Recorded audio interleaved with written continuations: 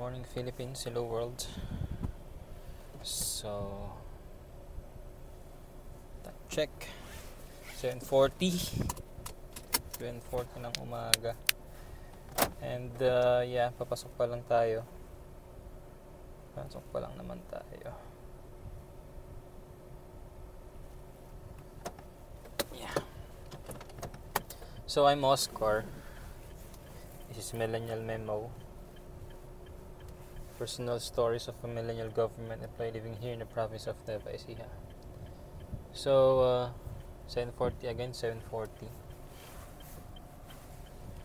And today is May 20, 2024. Araw ng Lunes. Kaya tayo nakapang madiinan, malakasan. So just share with you my activities last week. So last week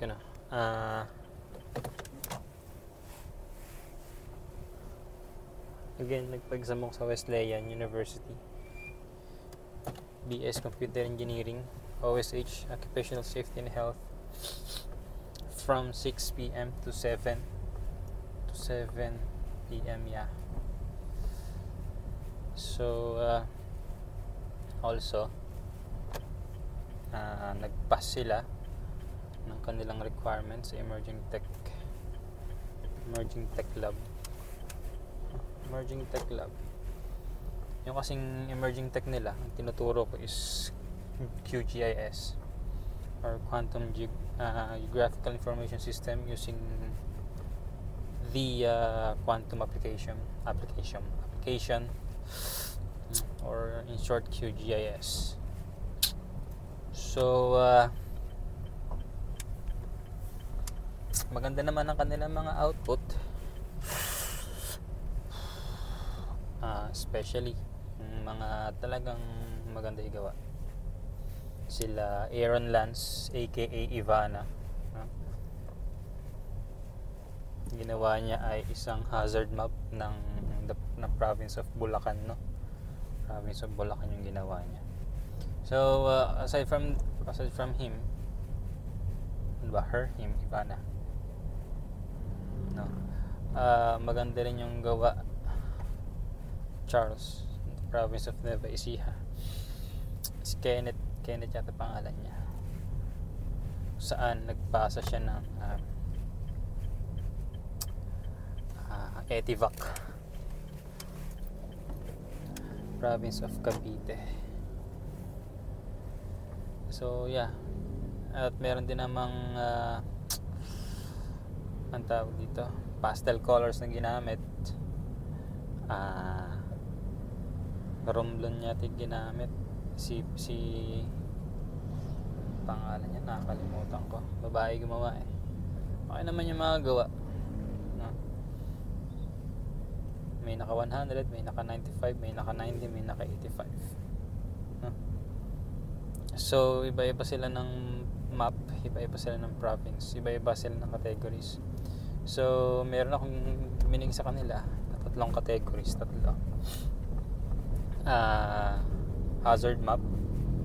Aside from hazard map, meron din akong pinagawa na population density and analysis. So after nun, last one is the tourism map. Si Johnny, ginawa niya yung tourism map ng sa Baler. Maganda, okay naman. But binigyan ko lang siya ng mababang grade kasi base map niya OSM. Then parang yung gawa niya is parang makapagpasa lang. Alam mo yun, walang ka-effort. Nag-search siya sa internet ng base map. After ng base map, nag-download siguro siya ng road map sa internet din. Import. Then after nun, yun na. Doon sa presentation niya na map, kulang din naman ng details. And kulang din yung details nga na nandun. So nagmamadali yata dito o ano, overtake. Ayaw mo overtake, hanip ka. Anyway, so that's it. So that's my during my checking of their presentation of their maps, no. Nagpa-exam na rin ako. So pina-exam ko is yung occupational safety and health. And hopefully mataas ang kanilang final exam, final grades. So submission of their grades will be on 26th of May. So for the graduating students. And this week, exam week nila ng Holy Cross naman, no? So yeah, today sa LGU naman ang aking activities, monitoring of the usage of of the system. Definitely I will instruct Jahazel to schedule approval for the engineering and zoning module kay Mayor. I-endorse ko na lang kay Ma'am Olga na mag-schedule siya. So wala na rin namang major concerns. Not totally concerned.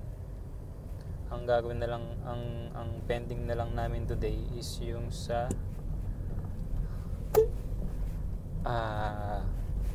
HRIS, no? So last week tapos na yung HRIS fingerprint registration for job orders and contract of services. So today we'll check the details of those job orders kung okay naman sila, and set up namin yung network for the registration. I think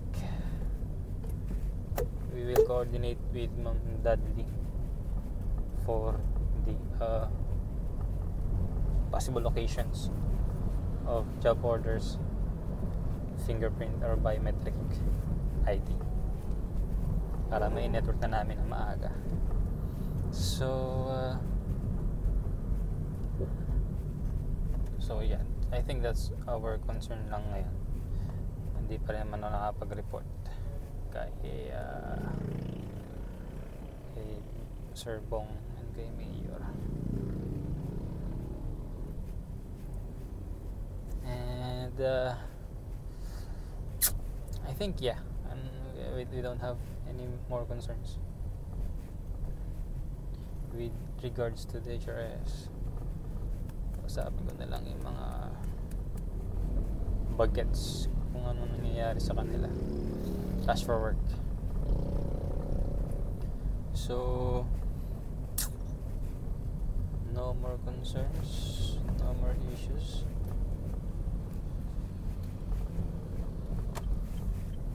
I think that's all.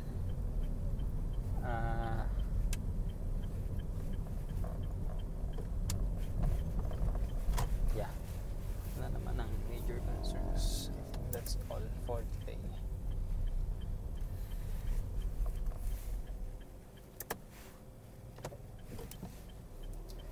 And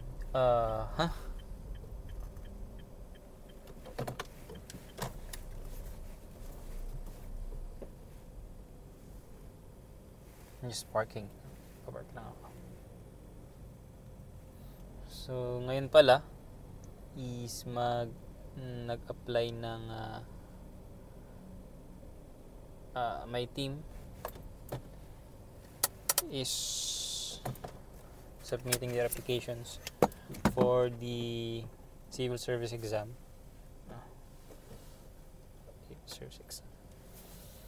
So good luck, no, sa kanilang applications. Hopefully makapagpasa sila agad. Kasi nakita ko yung GC namin, no, dun sa cyber units. Cyber units. 4 sila nag-apply, si Marcy Kev, si Myrna at saka si Roslyn. So, hopefully, makapagpasa sila ngayon na maayos, mapayapa. Para nang sa ganun, meron silang edge sa ibang empleyado. No? With regards to government kasi, if you have this eligibility, for example, for other courses, no? Meron silang mga board exams. And for example, CPAs, engineers, doctors, nurses, they have board exams. So that's their advantage. But for those employees without those kinds of eligibility, no? For example, IT and other courses na walang eligibility, yun ang kanilang dapat na gawa ng paraan. Try harder na makakuha ng ganun, makapag-pass sa ganun. Kasi that's their edge when applying to the government. No? Having this, what do you call this? Eligibility. No? Kasi, I don't know if that's the basis of their competency. I don't think so. But again, it's just that it's eligibility lang. It doesn't mean you are competent enough. Kasi may nabasa nga ako sa internet about the competency based rules of the civil service. When you say eligibility, you are like you're just eligible. You know what, you know whom, you know what. No? But when we say competencies, I think it's an more elaborate way of telling na here are my experiences, here are my credentials, parang ganun. However, it doesn't mean that if you are eligible, you're competent. May mga ganun diba?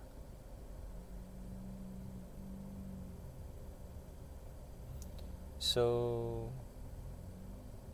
yeah, I think I have to study more on that kind of competency based rules ng civil service. Habang kasi nabasa ko yun babasa kasi ako ng kung ano-ano sa internet. So anyway, I think that's all for today.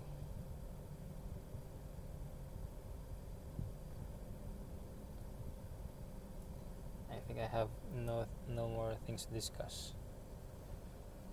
Yeah, again, so hi, I'm Oscar. This is Millennial Memo. Personal stories of a millennial government employee living here in the province of Nueva Ecija. Living here in the province of Nueva Ecija. So yeah, thank you very much for watching. See you again tomorrow.